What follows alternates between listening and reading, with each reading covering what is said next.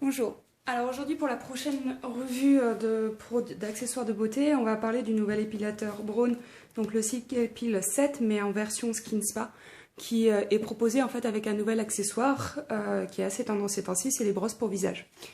Donc le Silk Epil, j'en ai déjà parlé très souvent parce que c'est un de mes épilateurs électriques préférés, c'est entre guillemets une conjugaison de toutes les bonnes astuces qu'on peut trouver sur un épilateur électrique, notamment donc les doubles vitesses, le fait qu'il y ait de la lumière, le fait que vous n'ayez pas forcément de fil et que vous puissiez parfois aussi les utiliser sous l'eau. Donc la version 7 m'a intéressée parce que c'est une évolution on peut suivre chaque année, et cette année en fait la brosse a vraiment un système plus par rapport à tout ce qu'on peut trouver dans les offres de matériel d'épilation électrique. Alors cette fois-ci, l'ouverture de la boîte est toute simple puisque c'est directement sur le dessus. Donc comme chaque année, le petit guide d'explication qui va bien. Une batterie d'accessoires qu'on va voir gentiment après. Le cordon de chargement. Ça, c'est l'accessoire dont on va pouvoir parler. Et ce qui nous intéresse le plus, l'épilateur avec sa brosse. Donc classiquement un Silk Epil, comment c'est fait? C'est ici donc le corps de l'épilateur en lui-même sur lequel on va plugger l'accessoire d'épilation.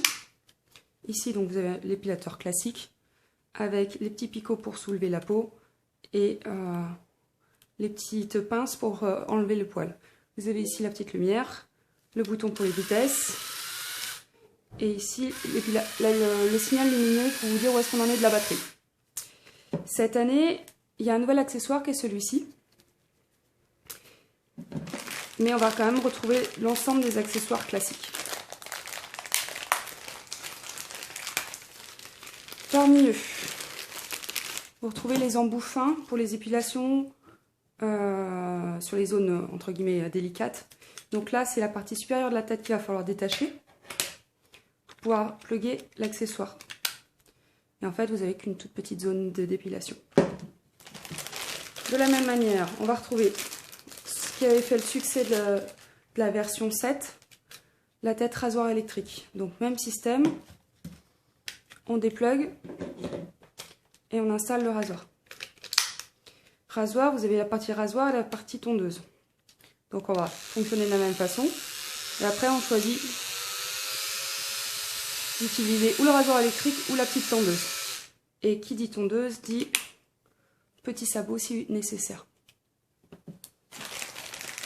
Ensuite, qu'est-ce qu'on trouve dans les nouveaux accessoires?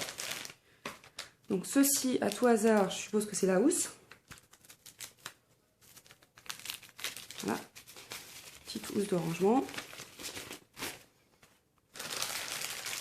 Ici, on a le couvercle de la brosse, dont on va parler.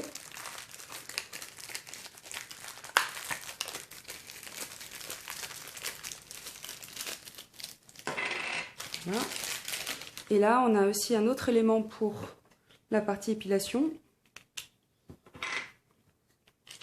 avec des zones un peu plus larges. Donc, venons-en à ce qui va faire le succès entre guillemets de la version 2013. Alors, petit souci du direct encore une fois. Je n'ai pas ce qu'il faut pour enlever le film de protection.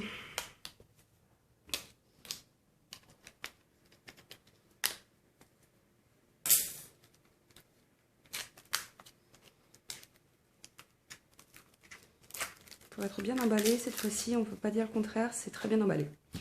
Donc, même système, j'enlève la tête, je rajoute la tête de l'accessoire. Je peux déjà regarder, c'est un oscillo basculant. Et dessus, en fait, je vais aller clipper ma petite brossette. Voilà, avec 2 vitesses au choix. C'est pas une brosse rotative, c'est une semi-rotative.